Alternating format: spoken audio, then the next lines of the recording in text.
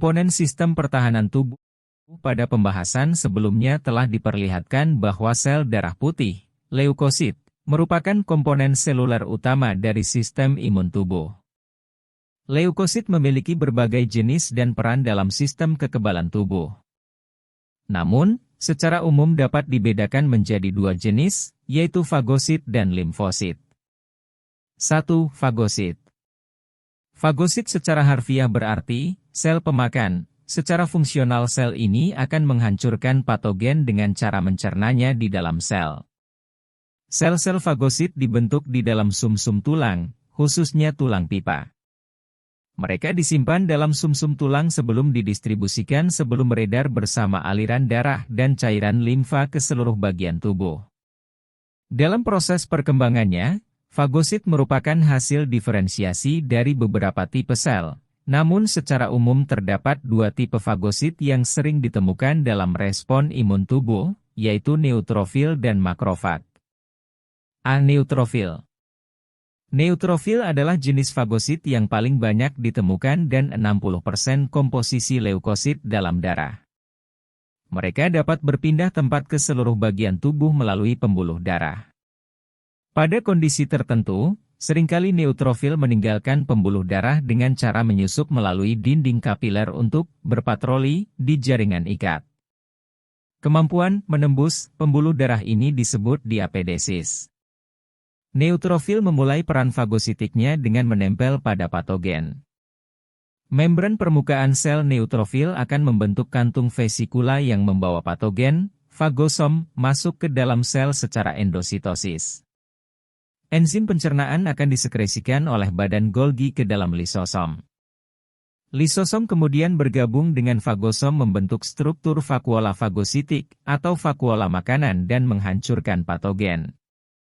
Secara keseluruhan, proses ini dikenal sebagai fagositosis. Meskipun dihasilkan dalam jumlah yang banyak, namun neutrofil memiliki masa hidup yang singkat. Setelah melawan patogen, sel ini akan mati. Neutrofil yang telah mati biasanya dikumpulkan pada sebuah lokasi infeksi untuk membentuk nanah. Ketika terjadi infeksi pada jaringan, neutrofil akan dilepaskan dalam jumlah besar dari tempat penyimpanannya di sumsum tulang. Tipe sel lainnya, yaitu basofil dan sel mast dari jaringan ikat turut merespon dengan memproduksi histamin. Histamin akan memicu pelebaran pembuluh darah dan pembengkakan jaringan di mana kondisi tersebut akan mempermudah pergerakan neutrofil. Histamin dan juga zat kimia yang dilepaskan oleh patogen itu sendiri akan menarik respon neutrofil yang lewat ke lokasi infeksi. Jika infeksi bukan yang pertama kali atau disebabkan oleh patogen yang telah dikenali, ada kemungkinan sejumlah antibodi akan mengenali antigen dan terkonsentrasi di area infeksi. Kehadiran antibodi ini juga dapat mengundang neutrofil. Gerakan neutrofil yang dipicu oleh rangsangan kimia ini disebut kemotaksis. B. Makrofag.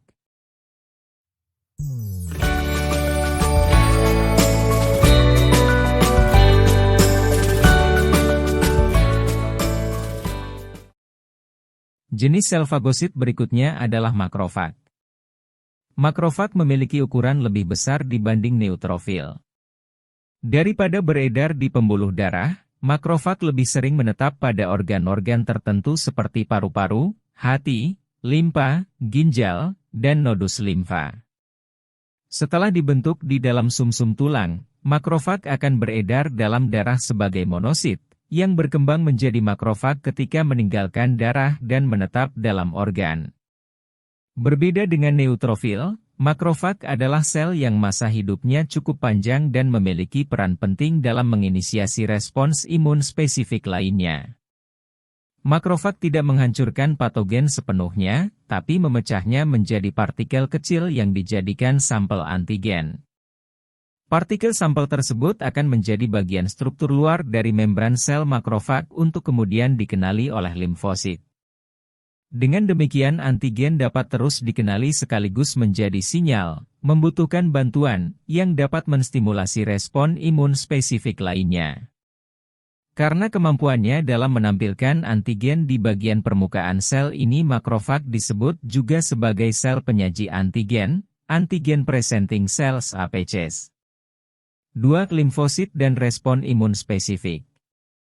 Limfosit adalah tipe sel darah putih yang berperan penting dalam sistem pertahanan tubuh, khususnya dalam respon imun spesifik adaptif.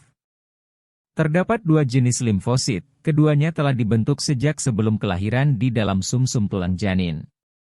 Limfosit B, sel B, tetap berada dalam sumsum tulang hingga cukup matang kemudian menyebar ke seluruh tubuh, terutama di nodus limfa dan limpa, organ di sisi kiri lambung. Limfosit T, sel T, meninggalkan sumsum tulang dan berkumpul serta menjadi matang di timus. Timus adalah sebuah kelenjar yang terdapat di rongga dada, tepat di bawah tulang dada, sternum. Ukurannya menjadi 2 kali lebih besar di masa antara kelahiran dan masa pubertas, tetapi setelah pubertas ukuran timus akan tereduksi. Dalam proses pematangannya, limfosit B dan T berspesialisasi menjadi tipe limfosit dengan beragam fungsi spesifik. Sel B dan T akan bersirkulasi di dalam pembuluh darah dan limfa. Kondisi ini memastikan bahwa limfosit dapat tersebar ke seluruh bagian tubuh dan meningkatkan peluang untuk mendeteksi keberadaan patogen yang menginfeksi tubuh. Sejumlah sel dari kedua tipe limfosit akan bertahan lama dalam sirkulasi darah dan limfa. Sel berumur panjang ini akan mengingat antigen yang pernah dikenali sebelumnya, serta respon yang tepat untuk mengatasinya. Sel ini disebut sel memori.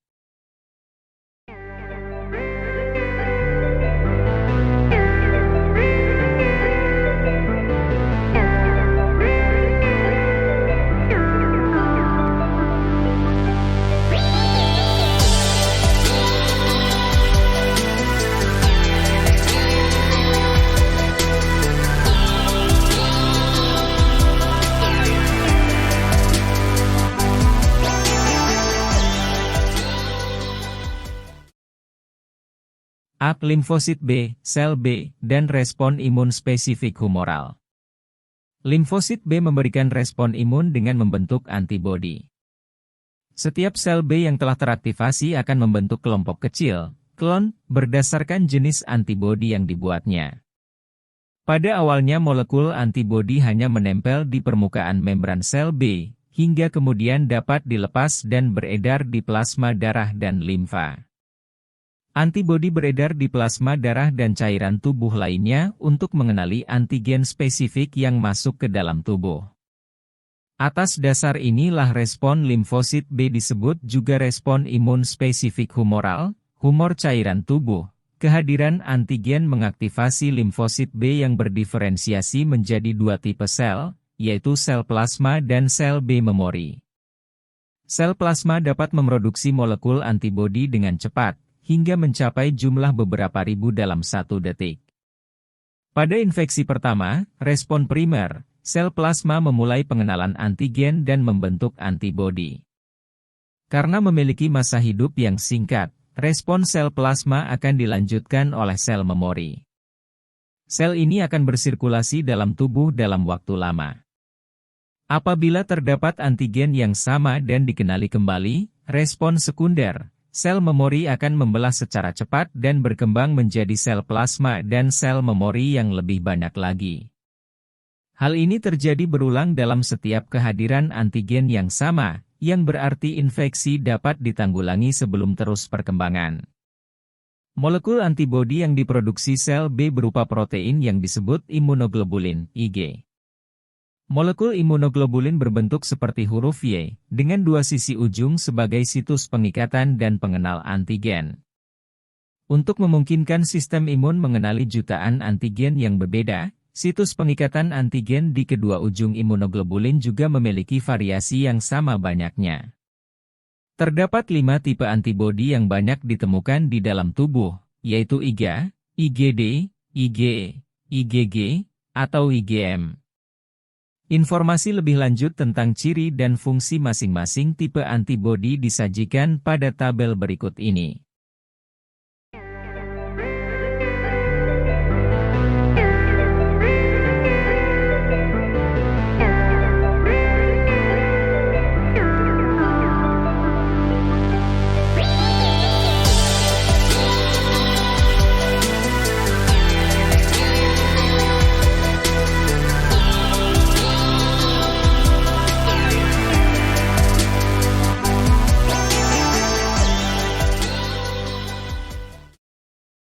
B. Limfosit T, sel T, dan respon imun spesifik seluler. Tipe limfosit kedua adalah limfosit T, dinamai sel T karena sel ini menjadi matang di timus. Berbeda dengan sel B yang menghasilkan antibodi sebagai respon imun spesifiknya, sel limfosit T memiliki reseptor permukaan sel yang spesifik disebut reseptor sel T. Meskipun demikian, reseptor sel T memiliki sifat yang mirip dengan antibodi dalam hal kemampuan mengenali antigen spesifik. Karena respon imun yang diberikan bertumpu pada reseptor permukaan sel, maka respon imun sel T disebut juga respon imun spesifik seluler. Sel T aktif tidak hanya mengenali antigen, namun juga mengenali sel-sel tubuh yang terinfeksi. Seperti pada infeksi virus, di mana nukleotida dan protein virus berada di dalam sel inangnya, maka sel T juga akan mengenali sel inang sebagai target yang harus dihancurkan. Pada kasus sel-sel tubuh yang berubah menjadi kanker, sel T akan mengenalinya dan mencegah pertumbuhannya lebih lanjut. Saat terjadi infeksi patogen, sel T yang memiliki reseptor yang mengenali antigen akan merespon dengan memperbanyak diri. Seperti halnya pada sel B, penambahan jumlah sel T akan melalui tahapan pembentukan dan perbanyakan klon sel. Selain bertambah banyak, sel T juga berdiferensiasi menjadi dua tipe sel, yaitu sel T pembantu, helper, dan sel T pembunuh, sel T sitotoksik. Selain itu, masing-masing bentuk sel T dapat menjadi sel memori yang bertahan lama untuk diaktifasi kembali saat terjadi infeksi patogen yang sama pada kesempatan berikutnya. Sel T pembantu dinamai demikian berdasarkan perannya dalam membantu mengaktifkan respon imun lainnya. Ketika sel T pembantu aktif, mereka akan melepaskan kelompok senyawa kimia yang disebut sitokin. Sitokin akan menstimulasi sel B untuk melakukan pembelahan, dan berkembang menjadi sel plasma serta mensekresi antibodi. Beberapa sel T pembantu mensekresi sitokin yang menstimulasi makrofag untuk lebih aktif melakukan fagositosis.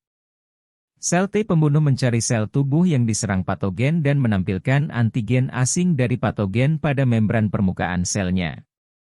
Sel T pembunuh akan mengenali antigen, menempelkan diri pada permukaan sel yang